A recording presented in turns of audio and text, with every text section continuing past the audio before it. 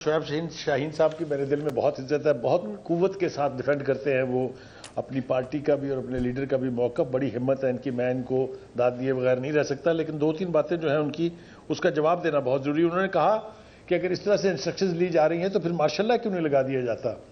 तो martial law तो उस वक्त भी नहीं लगा था जब हमारे प्राइम मिनिस्टर ने 4 साल के बाद हमें बताया कि वो तो बिल्कुल डमी थे, ये फैसले तो सारे जनरल हमीद और जनरल फैज अपने जनरल बाजवा किया करते थे। तो मार्शल लॉ तो तब लगना चाहिए था ना, जिस वक्त का हमें हाल जो है वो सुनाया जा रहा है। दूसरी बात यह है कि अदालतों की ये जंग जारी रहेगी, इसलिए कि ये पीटीआई का क्रेडिट है कि उन्होंने अदालत और पार्लियामेंट के दरमियान जंग करा दी है, उन्होंने अदालत और एस्टैब्लिशमेंट की जंग करा दी हुई है। अब जीतेगा वही जो ताकतवर है।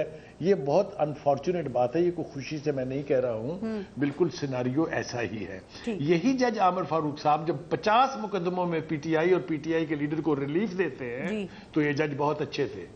एक केस में अगर वो जल्दबाजी का मुजाहरा करने के लिए तैयार नहीं है तो उसके साथ जो कुछ हो रहा है सोशल मीडिया उठा के देखिए, यही कमाल है पीटीआई का। यानी ये प्रेशराइज करके जजेस को फैसला लेने की जो रविश है, इसे किसने इजाद किया, मैं इसकी तफसील में जाने के लिए इस वक्त आमादा नहीं हूं। लेकिन हम सब जानते हैं कि सोशल मीडिया हैंडलर्स ने हमारी अदालतों की क्या गत बनाई है वो हमारे सामने है। अभी हाल ही में आप देख लीजिए हुमायूं दिलावर के साथ क्या हुआ है। अगर तो पीटीआई समझती है कि ये बड़े फख्र की बात है कि पाकिस्तान के जजेस बाहर जाएं, पॉलिटिशियन बाहर जाएं, उनको सड़कों के ऊपर जलील किया जाए, औरतों के ऊपर गालियां बरसाई जाएं, तो ये उनका कल्चर जो है, मैं सलाम करता हूं उनको अगर वो ये समझते हैं कि ये सही है। ये नहीं होना चाहिए। इसने पाकिस्तान के मुआशरे का, पाकिस्तान के इमेज का बेड़ा गर्क कर दिया है। बाहर जो कुछ हो रहा है उसके ऊपर जरा बाहर क्या क्या लिखा जा रहा है वो जरा देखिए। अब आ जाइए आपके सवाल की तरफ। देखिए, अगर तो पिया नहीं चाहेगा, मैंने पहले कहा था, मैं उसको क्वालिफाई कर देता हूं अपने बयान को। एक तो यह है कि केसेस इतनी तादाद में है और इस नौयत के खौफनाक केसेस हैं कि उनके तहत तो पीटीआई चीफ को बाहर आना मुझसे से कम नहीं है।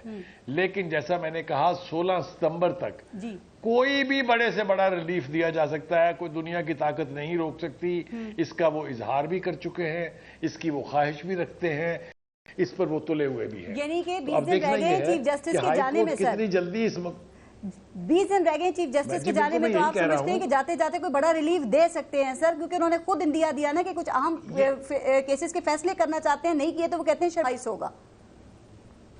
नहीं उन्होंने कहा, उन्होंने सोशल मीडिया हैंडलर से और जो यूट्यूबर्स हैं उनसे मुलाकात में कहा ऐसे फैसले करके जाऊंगा कि कौम याद रखेगी। मुझे लगता है कि उनकी बात ये दुरुस्त है, कौम यकीनन याद रखेगी जो शाहकार फैसले वो करके जा रहे हैं। ठीक। अच्छा, तो अब 17 सितंबर, 16 सितंबर की बात की, तो आप समझते हैं कि 17 सितंबर के बाद जो हालात हैं वो बिल्कुल तब्दील हो जाएंगे? नहीं, बिल्कुल मैंने ऐसा ना कहा है, ना मैं ऐसा सोचता हूं। मेरे ख्याल से बहुत सारी गलत उम्मीदें लगा रखी हैं जस्टिस काजी फायद ईसा से लोगों ने। मैं नाम भी नहीं लेना चाहता, आपको पता है मेरा हवाला किस तरफ है, चाहे वो पीपल्स पार्टी है चाहे वो नवाज लीग है।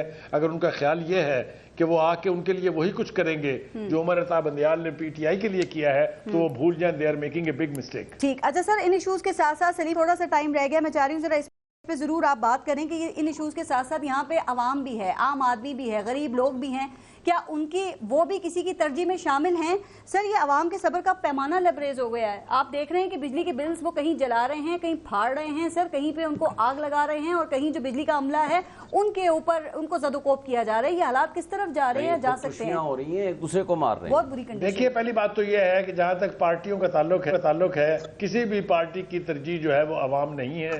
इसलिए कि जिस तरीके से उनके ऊपर ये जल्लाद किस्म का रवैया इख्तियार किया गया है, चाहे वो IMF का नाम लेके है, चाहे वो मुल्क की मुआशी सूरत हाल का नाम लेके है।